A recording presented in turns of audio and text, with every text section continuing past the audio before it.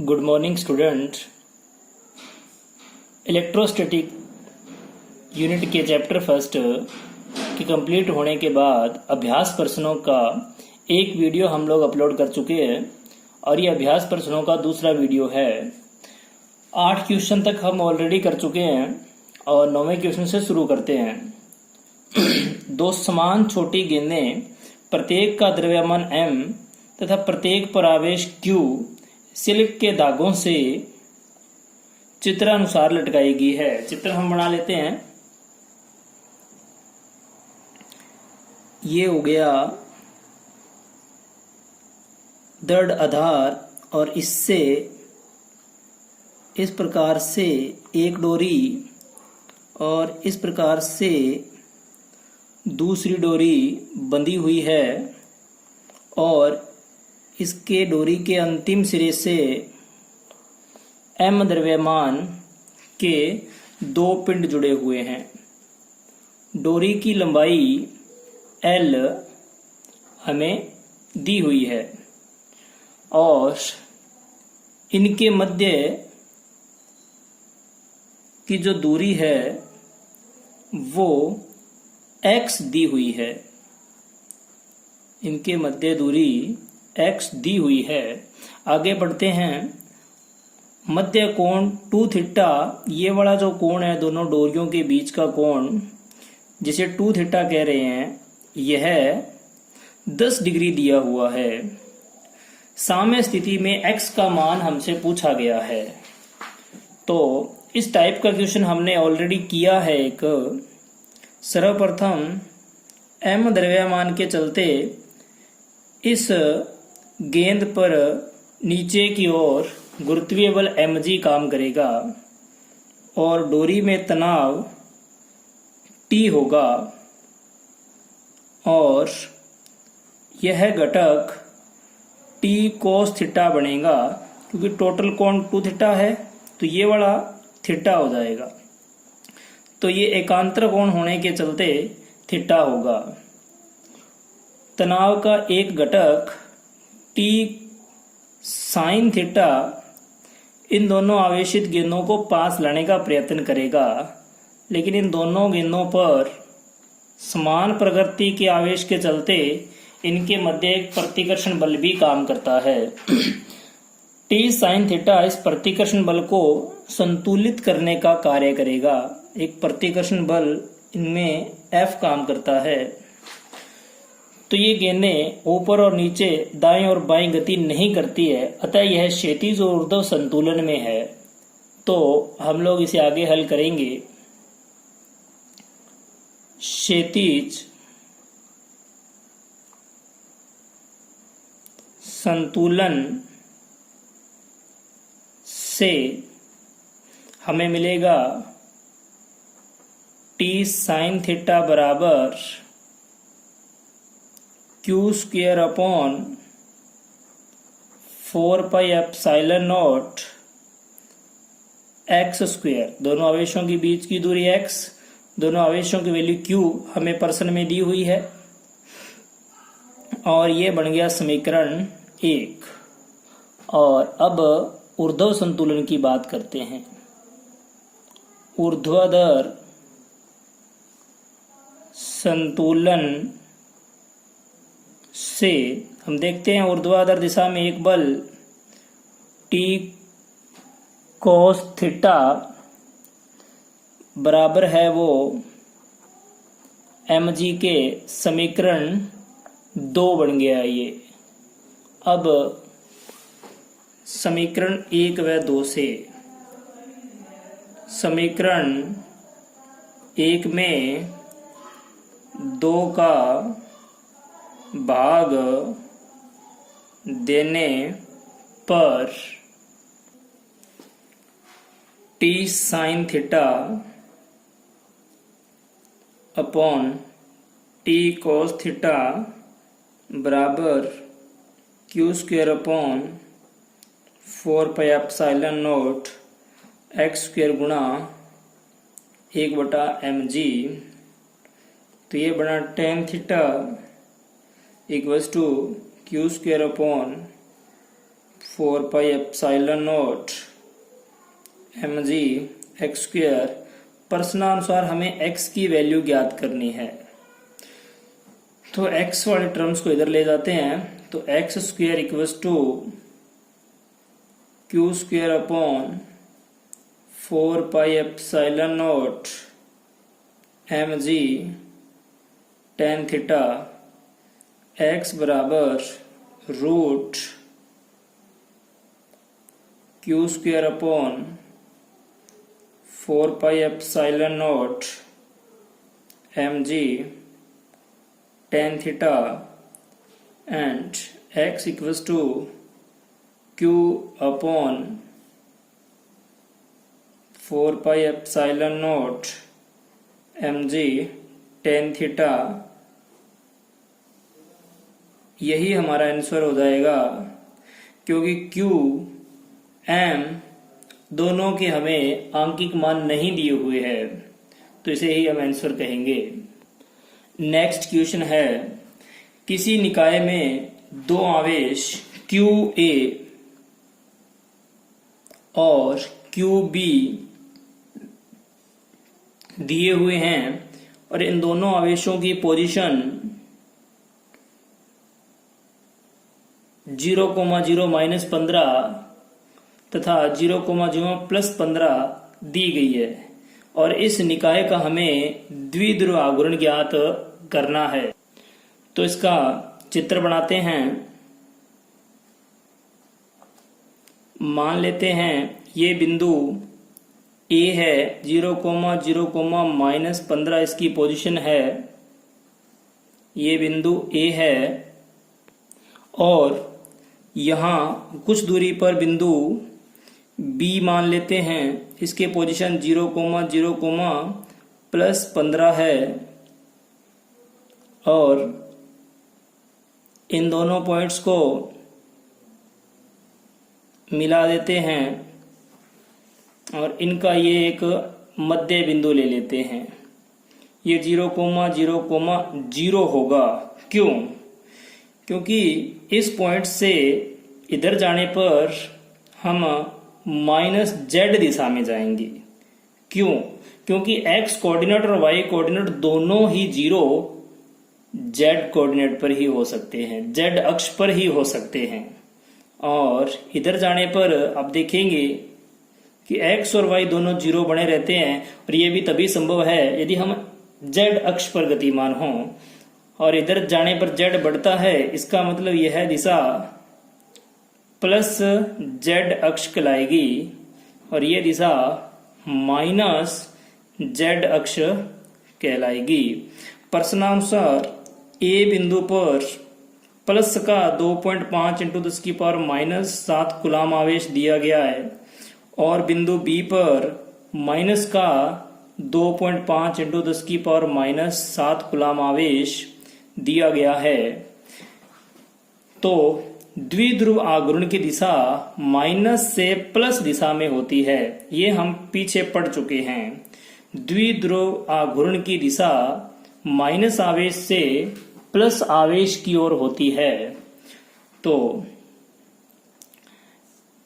A और B बिंदु के बीच की दूरी कितनी है? B से A की दूरी कितनी है? यहां से यहां तक आप देखेंगे कि 15 सेंटीमीटर दूरी है। सीधा ही दिख रहा है, ये 0,0,0 पोजीशन और ये 15, तो 0 और 15 के बीच की दूरी 15 ही हुई। इधर भी दूरी 15 सेंटीमीटर है। तो आप देखेंगे यहां से यहां तक की दूरी हो गई, दूरी जिसको हम प्राय 2L से लिखते हैं, 30 सेंटीमीटर है। दोनों आवेशों के बीच की दूरी 30 सेंटीमीटर है और आवेश की वैल्यू जो है, आवेश का परिमाण जो है वो है 2.5 इंटू 10 की पावर माइनस 7 कूलाम। द्विध्रुव आघूर्ण का जो सूत्र होगा वो होगा Q इंटू 2L, तो Q की वैल्यू 2.5 इंटू 10⁻⁷ और बीच की डिस्टेंस 30, लेकिन ध्यान दें ये सेंटीमीटर में है, इसे मीटर में कन्वर्ट करना पड़ेगा। तो ये होगी 30 इंटू 10⁻⁻2, मात्रक हो जाएगा इसका तो कुलाम और इसका हो गया मीटर, तो मात्रक बनता है कुलाम मीटर। गुणा कर लेते हैं 25 या 75 पॉइंट, ये 0 एडजस्ट करके इंटू 10⁻⁷ और 2 9 कुलाम मीटर अपना आंसर हो जाएगा। ये वैल्यू है द्विध्रुव आघूर्ण की। अब बात आती है डायरेक्शन की, जिसकी बात हम ऑलरेडी कर चुके हैं। बी से ए दिशा, तो वो कौन सी दिशा है? -z दिशा। तो अगर आप इसे सदिश रूप में लिखते हैं P वेक्टर, तो हम लिखेंगे 75 गुणा 10⁻⁹ कुलाम मीटर, वो भी -z डायरेक्शन में।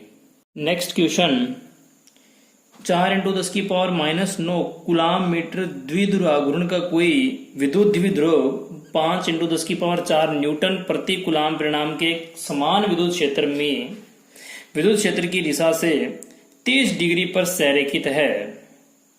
द्विध्रुव पर कार्यरत बल आघूर्ण के परिमाण का परिकलन कीजिए। तो हमें दिया हुआ है कि एक द्विध्रुव एक समान विद्युत क्षेत्र, तो ये हम विद्युत क्षेत्र का ग्राफ ये निरूपण कर रहे हैं। इनके बीच में द्विध्रुव स्थित है, जो कि विद्युत क्षेत्र से 30 डिग्री कोण बनाता है। यहां -q आवेश और यहां +q आवेश स्थित है। +q आवेश पर विद्युत क्षेत्र की दिशा में QE बल काम करता है और -q आवेश पर विद्युत क्षेत्र के विपरीत दिशा में QE बल काम करता है। ये हम लोग टॉपिक में देख चुके हैं इस प्रकार के स्ट्रक्चर, और इस प्रकार से हमने टॉपिक में दोनों बलों के बीच की क्रिया रेखा के बीच की लंबवत दूरी भी ज्ञात की है।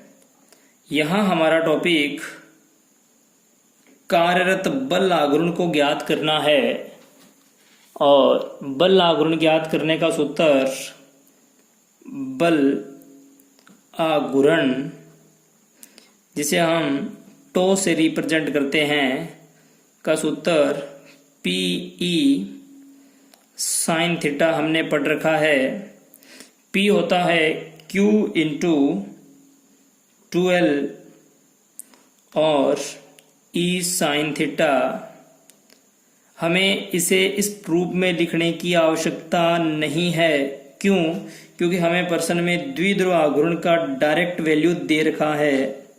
तो हम सीधा लिखेंगे 4 इंटू 10⁻⁹ गुणा में E की वैल्यू भी हमें डायरेक्ट प्रश्न में दे रखी है, जो हो जाएगी 5 इंटू 10⁻⁴ गुणा में साइन थीटा 30 डिग्री दे रखा है, तो 5 चौका 20 गुणा में 10⁻⁻9 प्लस 4 और साइन 30 की वैल्यू 1/2, तो ये बनेगा 2 का भाग लगाएंगे इसमें 10 गुणा 10⁻⁻5 और ये बचेगा 10⁻⁻4, मात्रक हो जाएगा न्यूटन गुणा में मीटर।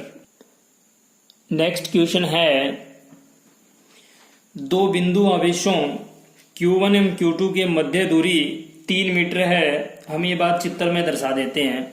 हमें दिया गया है कि दो बिंदु आवेश हैं Q1 और Q2 और इनके बीच की दूरी 3 मीटर है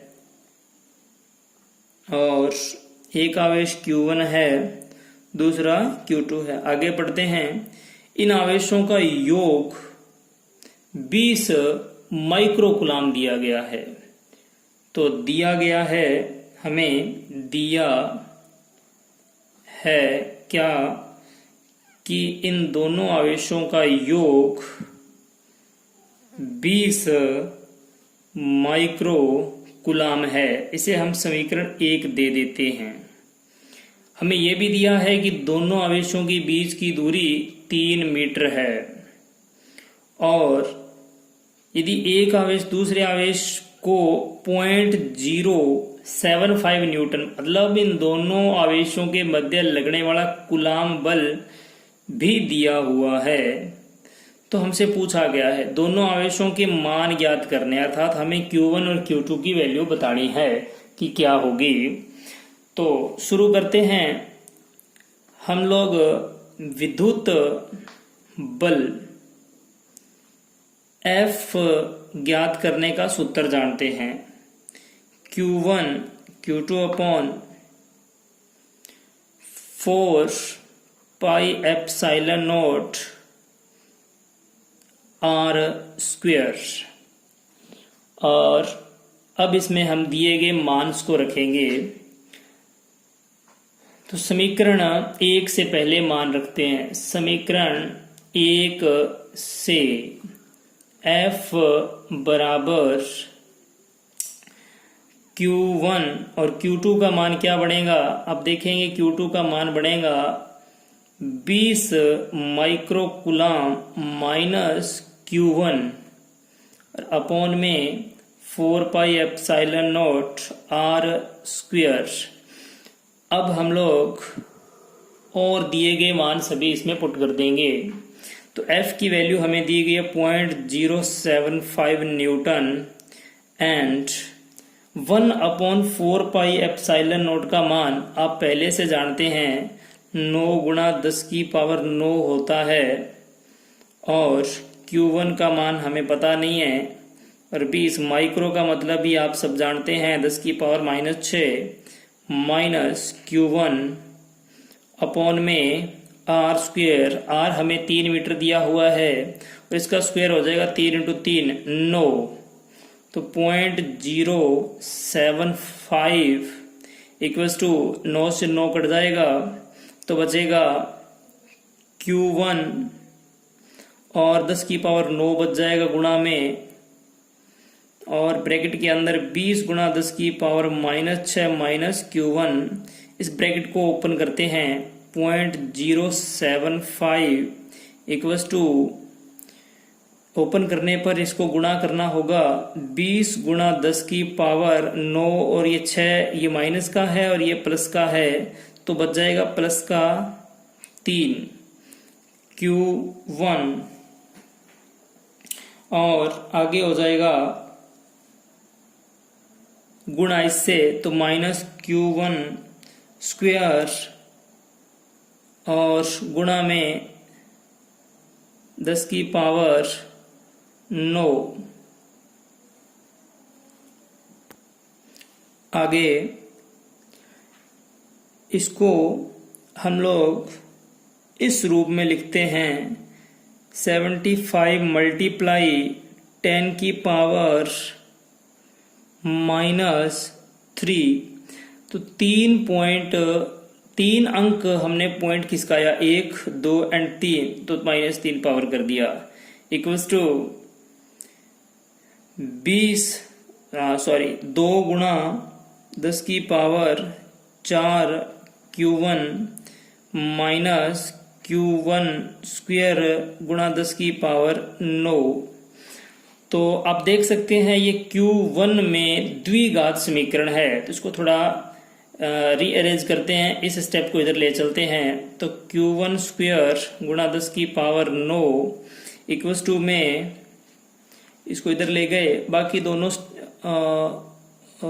ये स्टेप इधर जाएगा तो ये प्लस का है, इधर जाके माइनस का हो जाएगा, तो 2 गुणा 10 की पावर 4 Q1 और ये ऑलरेडी इधर ही है, तो प्लस 75 मल्टीप्लाई 10 की पावर -3।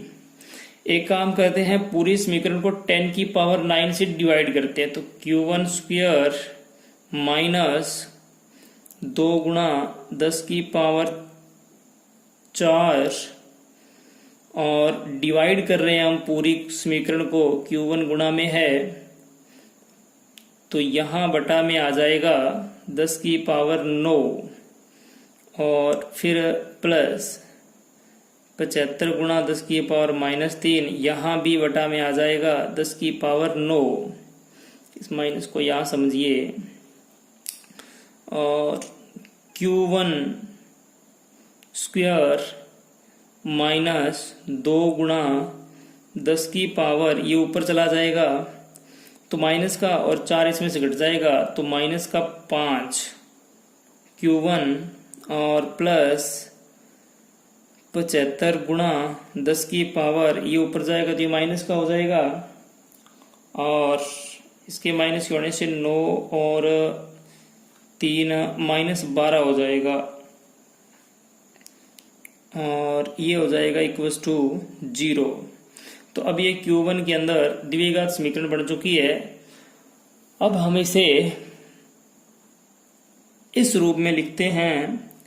कुछ ऐसे टुकड़े कीजिए कि उन दोनों टुकड़ों का गुणा 75 आए। तो आप देख सकते हैं कि यदि हम लोग 10 की पावर -5, यदि हम बटा में 10 कर दें और गुणा में भी 10 कर दें तो ये बनेगा Q1 स्क्वायर माइनस 20 गुणा में 10 की पावर -6 Q1 प्लस 75 इंटू 10 की पावर -12। तो देखिए 10 की पावर -6 गुणा 10 की पावर -6, 10 की पावर -12 तो सेट हो जाएगा। हमने इस प्रकार से सोचा इसको। और 75 15 गुणा 5, 15 5 75 और 15 और 5 20, ऐसे इसके मल्टीपल सेट हो रहे हैं। तो Q1 स्क्वायर माइनस 15 गुणा 10 की पावर -6 Q1 और माइनस 5 गुणा 10 की पावर -6 Q1 प्लस 75 गुणा 10 की पावर -12 इक्वल्स टू 0। इसके बाद Q1 आएगा कॉमन और इधर बच जाएगा Q1 माइनस 15 गुणा 10 की पावर -6 और माइनस 5 गुणा 10 की पावर -6 कॉमन लेंगे तो बचेगा Q1 माइनस 15 गुणा 10 की पावर -6 इक्वल्स टू में 0। तो Q1 माइनस 5 गुणा 10 की पावर -6 एक फैक्टर एंड Q1 माइनस 15 गुणा में 10 की पावर -6 दूसरा फैक्टर बराबर 0 के हम लोग इन्हें लिख देंगे। और इससे रिजल्ट आएगा Q1 की वैल्यू या तो 5 गुणा 10 की पावर -6 होगी और या फिर Q1 की वैल्यू 15 गुणा 10 की पावर -6 होगी। ये दोनों ही सत्य है। यदि Q1 5 गुणा 10 की पावर -6 कूलम है तो फिर Q2 15 हो जाएगा और ये Q1 15 है तो Q2 5 हो जाएगा। देखिए कैसे, मान लीजिए Q1 5 वैल्यू रखता है तो हमें पीछे समीकरण 1 में दिया गया है कि Q1 प्लस Q2 बराबर 20 माइक्रो कूलम आवेश रखेंगे। तो Q1 अगर 5 है तो यहाँ 5 लिखिए ना, 10 की पावर -6 कूलम प्लस Q2 और इक्वल्स टू में 20 गुणा 10 की पावर -6 कूलम। तो Q2 निकल के आएगा 20 माइनस 5, 20 माइनस 5 इंटू 10 की पावर -6 अर्थात 15 गुणा 10 की पावर -6 कूलम Q2 निकल के आएगा। तो अगर आप Q1 5 मानते हैं तो Q2 15 हो जाएगा और यदि आप Q1 15 मानते हैं तो Q2 5 हो जाएगा। नेक्स्ट क्वेश्चन, जिसमें अपने को 10 माइक्रोकूलम प्लस का और 10 माइक्रोकूलम माइनस का आवेश दिया गया है और इन दोनों के बीच की दूरी 2 सेंटीमीटर दी गई है। तो पहले इतना चित्र बना लेते हैं हम लोग। 2 आवेश दिए गए हैं हमें और इन दोनों आवेशों के बीच की दूरी 2 सेंटीमीटर दी गई है और एक आवेश की वैल्यू प्लस 10 माइक्रोकूलम, दूसरे की माइनस 10 माइक्रोकूलम है। आगे पढ़ते हैं। इनकी अक्षीय रेखा और निरक्षीय रेखा पर द्विध्रुव के केंद्र से, द्विध्रुव की रचना हो चुकी है, कि केंद्र से 60 सेंटीमीटर की दूरी पर कोई बिंदु है जहां पर विद्युत क्षेत्र की तीव्रता की हमें गणना करनी है। तो हम लोग एक बार के लिए अक्षीय स्थिति पर विचार कर लेते हैं। तो अक्षीय स्थिति का यह बिंदु द्विध्रुव के केंद्र से 60 सेंटीमीटर की दूरी पर स्थित है और इस P बिंदु पर हमें विद्युत क्षेत्र की तीव्रता निकालनी है। तो अक्षीय रेखा पर विद्युत क्षेत्र की तीव्रता का सूत्र आप जानते होंगे, 2p वेक्टर अपॉन में 4 pi epsilon not r cube होता है। r केंद्र बिंदु से बिंदु P की जहाँ तीव्रता ज्ञात करनी है उसकी दूरी होती है। तो हम वैल्यू रखेंगे इसके अंदर, तो 2 मल्टीप्लाई P के लिए आप जानते हैं Q into 2L formula use में लिया जाता है। 2L दोनों आवेशों के बीच की अल्प दूरी होती है जो कि 2 सेंटीमीटर दी हुई है और अपॉन में 4 पाई 1/4 पाई एप्सिलॉन नॉट की वैल्यू भी आप जानते हैं, 9 मल्टीप्लाई 10 की पावर 9 और अपॉन में r क्यूब। तो r की वैल्यू भी हमें 60 सेंटीमीटर में दी हुई है, तो हम इसे 60 गुणा 10 की पावर -2 क्यूब के रूप में लिखेंगे और जो डायरेक्शन है E की वो द्विध्रुव आघूर्ण की डायरेक्शन में ही होती है। तो इसे और हल करते हैं। तो 2 गुणा में Q की वैल्यू हमें दी हुई है 10, तो 10 माइक्रो मतलब 10 की पावर -6।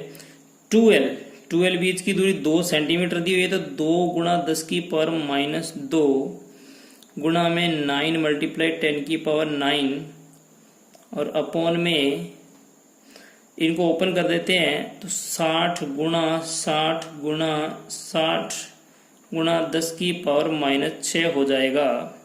फिर हल करते हैं तो आप देखेंगे कि 9 और 2 गुणा 2 4, इन दोनों का गुणा हो जाएगा 4 और 9 चौका 36 हो जाएगा।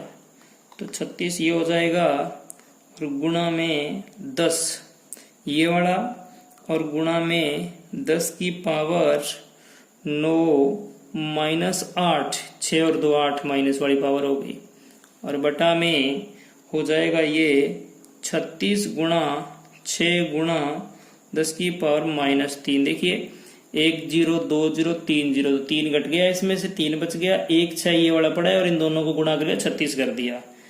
36 से 36 कट जाएगा और बराबर में हमारे पास बचेगा 1/6, तो ये बच जाएगा और गुणा 10 की पावर 1 ये बच गई, 1 ये 2 और 3 नीचे से आ गई, तो 5 बच जाएगी। और इसमें हम लोग भाग लगा देते हैं, तो ये बनेगा E वेक्टर इक्वल्स टू 1.67 गुणा 10 की पावर 4 न्यूटन पर कूलम। ये तीव्रता है अक्षीय स्थिति पर, और हम ये बात जानते हैं कि निरक्ष पर जो तीव्रता होती है निरक्ष पर जो तीव्रता होती है वो अक्ष पर तीव्रता का आदि होती है, अक्ष पर तीव्रता का आदि होती है, और दिशा में भी अक्ष के विपरीत होती है। तो निरक्ष पर जो तीव्रता होगी वो होगी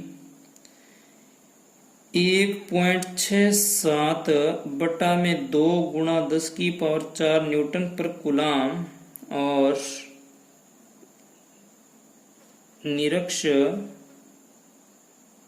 पर तीव्रता हो जाएगी 0.83 मल्टीप्लाई 10⁴ न्यूटन पर कूलाम माइनस पी। पी क्या है? द्विध्रुव आघूर्ण की डायरेक्शन के अपोजिट माइनस लग गया, और ये जो आंसर था ये था अपना प्लस पी कैप के साथ द्विध्रुव आघूर्ण की दिशा में। नेक्स्ट क्वेश्चन, दो समान बिंदुवत आवेश Q जो परस्पर कुछ दूरी पर रखे हैं। प्रश्न में कहा गया है कि दो आवेश हैं और दोनों आवेशों को कुछ दूरी पर रखा गया है। दोनों आवेशों को मान लेते हैं हम लोग r दूरी पर रखा गया है। आवेशों की वैल्यू Q समान दी हुई है। मिलाने वाली रेखा के मध्य बिंदु, मध्य में अन्य आवेश Q स्थित है। एकदम मध्य में, मिड में एक Q आवेश स्थित है। इसका मतलब इधर दूरी r/2 हो जाएगी और इधर भी दूरी r/2 हो जाएगी। मध्य का मतलब यही हुआ। Q का मान ज्ञात करना और प्रकृति, नेचर, पॉजिटिव नेगेटिव हमें बतानी है।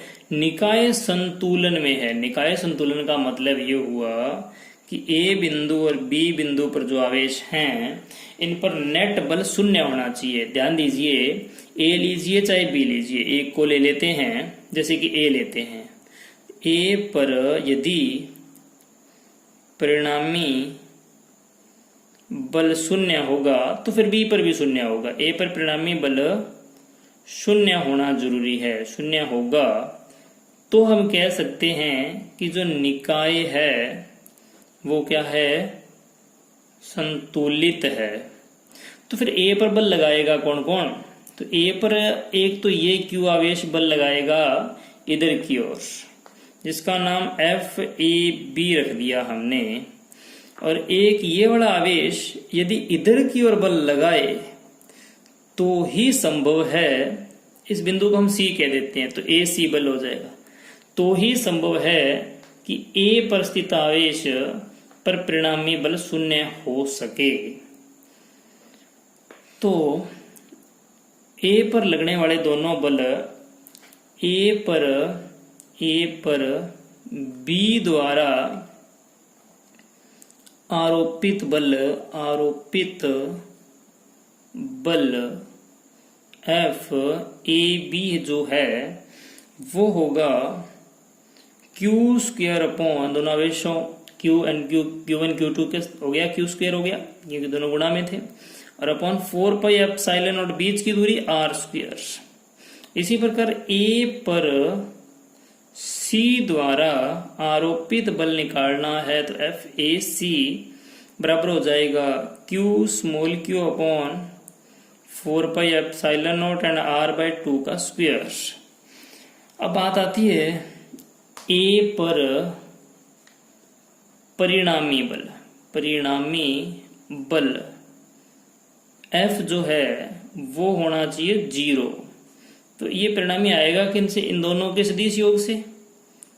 इन दोनों के सदिश योग से, तो इन दोनों का योग करते हैं तो F vector equals to FAB vector and FAC vector का हमें करना होगा योग। तो इन दोनों के मान रखते हैं, तो इसका मान हो जाएगा Q² upon 4πε0 r² and plus Q upon 4πε0 r², और ये जो 2 का स्क्वायर होगा 4 बनेगा, ये ऊपर चला जाएगा, इक्वल्स टू 0 क्योंकि परिणामी 0 है इनका। तो ये बन जाएगा ये तो कट जाएंगे और बचेगा q square plus 4q small q equals to 0 and small q भी कॉमन आके कट जाएगा एक and q plus 4q equals to 0 and q equals to q by 4 वो भी माइनस का पक्षांतरण करने पर तो हमारे पास रिजल्ट आता है जो प्रकृति है वो तो ऋणावेशित होनी चाहिए और जो मान है वो q बाई 4 होना चाहिए। ये क्वेश्चन समाप्त हुआ। नेक्स्ट क्वेश्चन है एक समान विद्युत क्षेत्र में प्रोटॉन न्यूट्रॉन अल्फा कण के त्वरणों का अनुपात पूछा गया है। एक तो दिया गया है हमें अल्फा कण, एक दिया गया है न्यूट्रॉन और एक दिया गया है प्रोटॉन। इनके त्वरण निकाले तो सर्वप्रथम हमें दिया गया एक समान विद्युत क्षेत्र। तो एक एक पार्टिकल की बात करते हैं। सर्वप्रथम हम प्रोटॉन की बात करते हैं। तो प्रोटॉन मतलब हीलियम का नाभिक हुआ। पर प्रोटॉन पर बल Fp कितना होगा ई वेक्टर। ये आवेश है किस पर? ये आवेश है प्रोटॉन पर जो कि इलेक्ट्रॉन के आवेश के बराबर होता है। तो न्यूटन के द्वितीय नियम से हम एक बात और जानते हैं कि प्रोटॉन का द्रव्यमान और प्रोटॉन का त्वरण का गुणा उस पर लगने वाले बल को रिप्रेजेंट करता है। क्योंकि हमें फाइनली त्वरण तक पहुंचना है, जिसे त्वरण की बात करनी होगी। तो ये बल न्यूटन के गति के द्वितीय नियम से है और ये विद्युत क्षेत्र है, इसके कारण है। तो दोनों बल प्रोटॉन के ही हैं, तो इन दोनों को बराबर लिखा जा सकता है।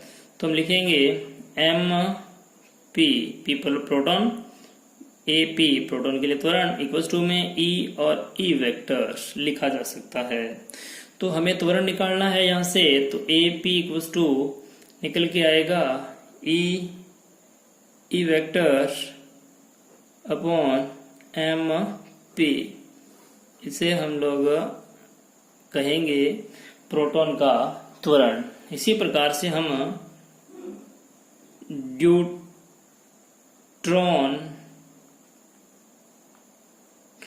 क्या है? यह हाइड्रोजन का एक समस्थानिक है जिसमें एक प्रोटॉन और एक न्यूट्रॉन है।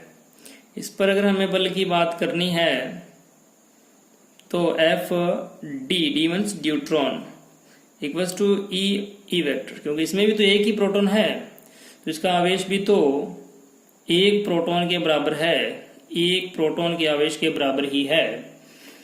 और ये सूत्र हमने लिखा था न्यूटन के नियम से, न्यूटन की गति के द्वितीय नियम से। तो इसमें यदि हम न्यूटन के गति के नियम से बल लिखेंगे तो हमें द्रव्यमान लिखना होगा जो कि 2 गुना है किसका? प्रोटॉन का, और गुणा में त्वरण हो जाएगा न्यूट्रॉन का। ये द्रव्यमान न्यूट्रॉन का है क्योंकि इसमें आप देख सकते हैं द्रव्यमान संख्या 2 है, क्योंकि एक प्रोटॉन और एक न्यूट्रॉन है। प्रोटॉन न्यूट्रॉन का द्रव्यमान लगभग बराबर होता है, तो हम 2 MP लिख देते हैं ऐसे। तो ये बल और ये बल दोनों ही न्यूट्रॉन के बल हैं, दोनों को बराबर लिया जा सकता है। तो होगा 2MP AD vector equals to में E vector and AD vector equals to में E वेक्टर अपॉन 2MP। ये हो गया न्यूट्रॉन का त्वरण। एंड इसके बाद में हम बात करेंगे अल्फा कण। अल्फा कण क्या है? हीलियम का नाभिक है, हीलियम का नाभिक है। पर बल की बात करनी है हमें, तो बल इस पर हो जाएगा ई मतलब आवेश कितना है भाई? इस पर 2 प्रोटॉन है तो आवेश है 2E गुणा में E वेक्टर। और न्यूटन के नियम से बल क्या है? F अल्फा इक्वल्स टू द्रव्यमान, वो 4 टाइम है किसका भाई? प्रोटॉन का, गुणा में त्वरण किसका? अल्फा कण का। ये द्रव्यमान किसका है? ये अल्फा कण का ही है। प्रोटॉन के द्रव्यमान का 4 टाइम है। तो इन दोनों को हम लोग बराबर में रखेंगे क्योंकि दोनों अल्फा कण पर लगने वाले बल ही हैं। तो हो जाएगा 4mp alpha A alpha equals to 2e E vector.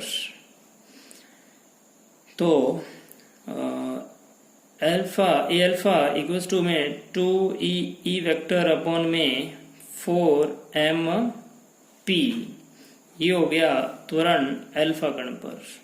प्रश्नानुसार इनका हमें अनुपात ज्ञात करना है, तो हम लिखेंगे ए पी वेक्टर अनुपात ए डी वेक्टर अनुपात ए अल्फा वेक्टर। अब अनुपात में वैल्यूज को हम पुट कर देंगे।